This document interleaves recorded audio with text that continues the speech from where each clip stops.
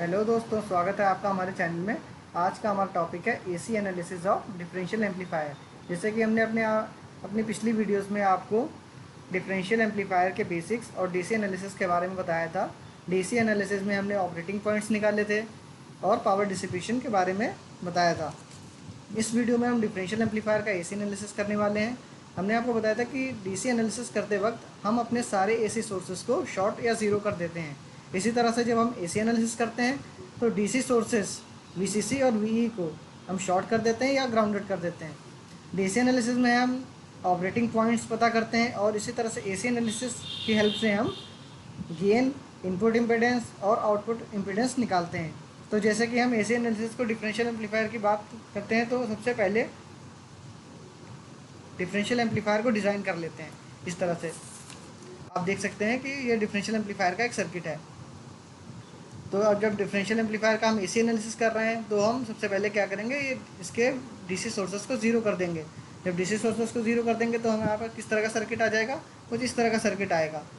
Amplifier का analysis करने के लिए ट्रांजिस्टर को कई तरह के मॉडल्स में रिप्लेस किया जा सकता है, जैसे कि हाइब्रिड मॉडल, आरई मॉडल। तो यहाँ पे हम आरई मॉडल के थ्रू अपना एसी एनालिसिस करेंगे। तो जब भी हम आरई मॉडल में रिप्लेस करते हैं, we have to show dependent current source at a collector, that is IC, and at the emitter terminal we have to show a small resistance, that is RE.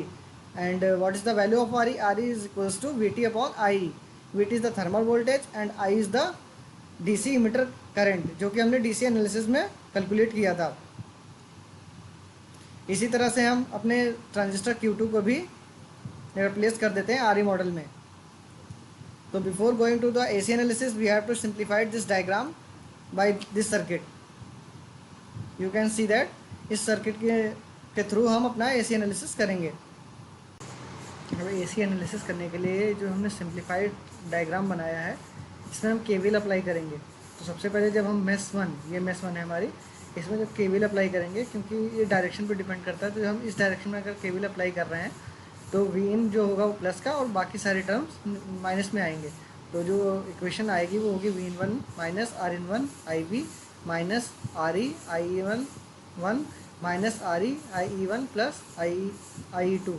अब R E के through तो दो I current flow कर रहे हैं, दो का sum, तो ये I E one plus I E two, इसलिए यहाँ पे जो वोल्टेज ड्रॉप होगा आर ई के थ्रू वो दोनों करंट का सम होगा।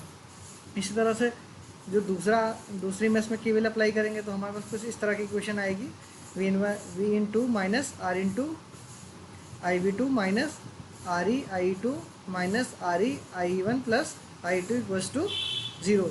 अब ये दो इक्वेशन हमारे पास आ चुकी हैं और वी नो दैट बीटा आई सी जो ए सी होता है वो आई सी अपॉन आई बी होता है। एंड तो हम क्या लिख सकते हैं, आई बी को हम लिख सकते हैं आई सी अपॉन बीटा ए सी, और आई सी और आई ऑलमोस्ट इक्वल होते हैं। तो हम क्या लिख सकते हैं, आई अपॉन बीटा ए सी।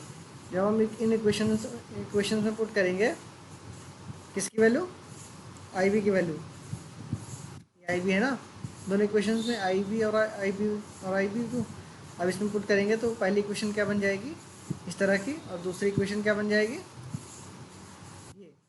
ठीक है, दो इक्वेशंस आ गए हमारे पास बीटा के टर्म में। उसके बाद क्या करेंगे, बीटा ए सी जो होता है वो very very greater then one होता है। तो जब डिवाइडेड में बीटा ए सी है तो वो टर्म जो होगा वो very very less than one हो जाएगा, तो हम उस टर्म को इग्नोर कर सकते हैं। तो इन इक्वेशंस में हम इस टर्म को R in one upon beta A C, R in two upon beta A C, इन दो टर्म्स को अगर हम इग्नोर कर दें तो हमारे पास क्या इक्वेशन आएंगी।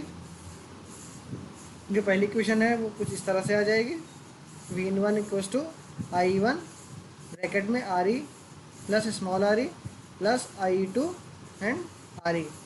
एक इक्वेशन ये हमारे पास आ गई। और जब इन इक्वेशंस में जब हम इस टर्म को इग्नोर करेंगे तो हमारे पास कुछ इस तरह की इक्वेशन आ जाएगी वी इन टू की।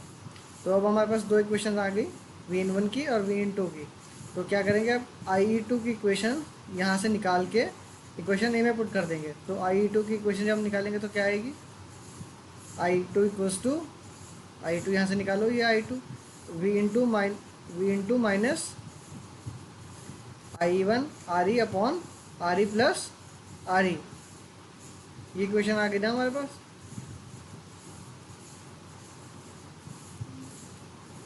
अब जब इसमें हम पुट कर देंगे V1 की इक्वेशन में, तो हमारे पास क्या आ जाएगा, I2 की वैल्यू पुट कर दो उसमें, तो हमारे पास वैल्यू आ गई I1 ब्रैकेट में R E plus R E plus V into minus I1 R E upon R E plus R E into R E. अब इसको एलसीएम लेके कैलकुलेट कर लो। जब कैलकुलेट कर लेंगे तो पूरे कैलकुलेशन के बाद हमारे पास I1 की इक्वेशन कुछ इस तरह की आ जाएगी। ठीक है, I1 की कैलकुलेशन मैंने तो आपको शो कर दी है, कैलकुलेट करके बता दी है। और आपका काम है कि I2 की इक्वेशन खुद से कैलकुलेट करना और इस इक्वेशन से मैच करना है। ठीक है, तो I1 I2 की इक्वेशंस कैलकुलेट हो जाएंगी। उसके बाद हमारा नेक्स्ट काम क्या है, आउटपुट वोल्टेज। तो आउटपुट वोल्टेज तो हमें पता है क्या होता है, दोनों कलेक्टर के थ्रू ले रहे हैं तो Vc2 माइनस Vc1।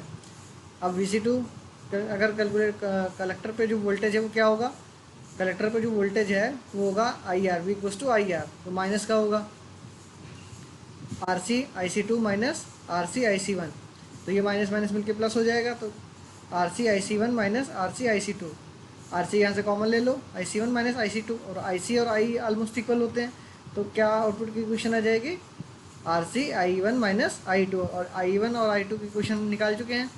तो जब इस इक्वेशंस में हम पुट करेंगे I1 और I2 की वैल्यू, तो हमारे पास जो आउटपुट वोल्टेज है वो क्या आ जाएगा, ये I1 की वैल्यू पुट कर दी, ये I2 की वैल्यू पुट कर दी। दोनों इक्वेशन पुट कर दी, तो RC तो बाहर है। उसके बाद इसको कैलकुलेट करो, नीचे का एलसीएम ले लो, नीचे का एलसीएम ये आ गया, ऊपर का कैलकुलेशन करो, ये टर्म आ गया।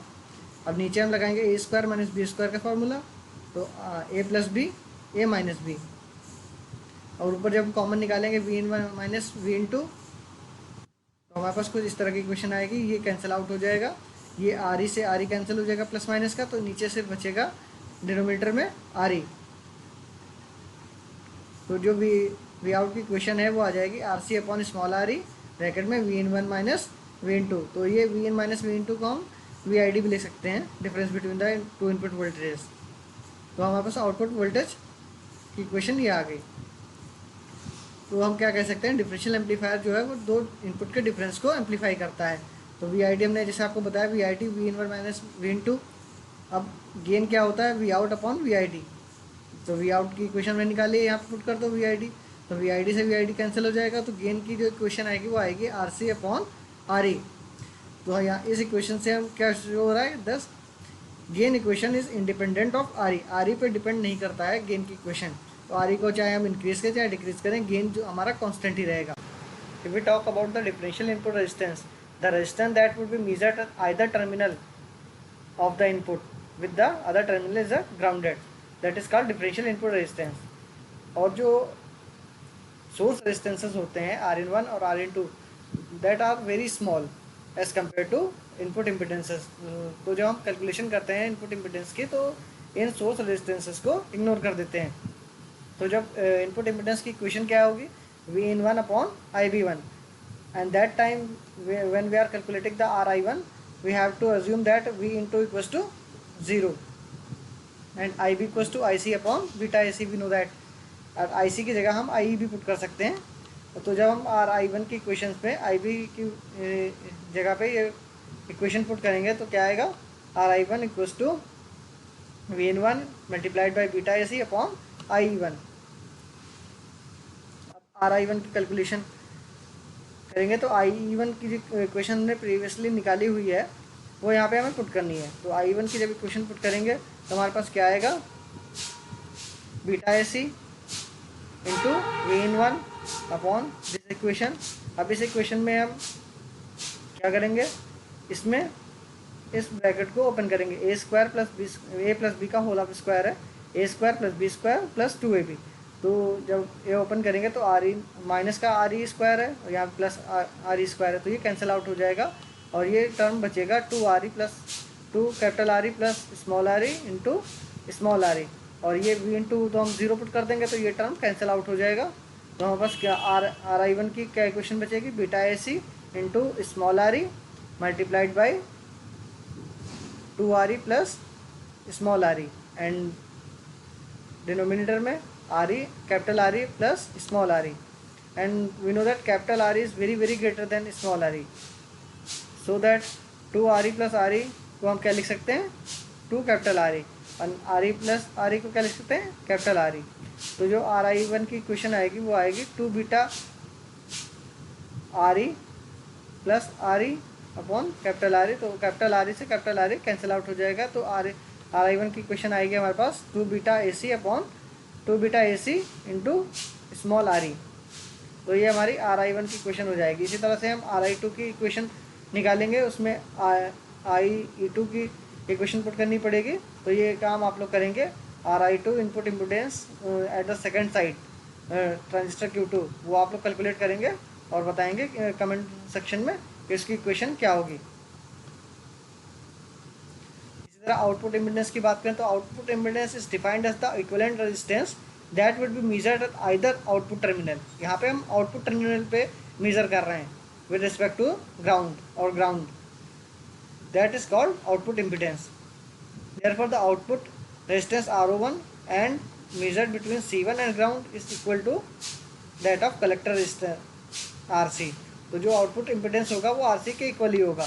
सिमिलरली अदर ट्रांजिस्टर पे भी जो आउटपुट इम्पिडेंस होगा वो RC के इक्वल होगा। So we can say that RO1 equals to RO2 equals to RC। इस तरह से तो हमने क्या निकाला, सबसे पहले हमने गेन कैलकुलेट किया। गेन की क्वेश्चन हमारे पास क्या आई, RC अपॉन स्मॉल आर ई। और इनपुट इम्पिडेंस की इक्वेशन हमने क्या कैलकुलेट की है, R I one equals to 2 beta into small R E. And output impedance की वैल्यू क्या कैलकुलेट की है बताइए, इक्वल्स टू आर सी। ठीक है, ये 3 चीज़ें हमने कैलकुलेट की हैं by the analysis of AC analysis. तो हमारे चैनल को लाइक करें, शेयर करें, सब्सक्राइब करें for more videos. Thank you for watching.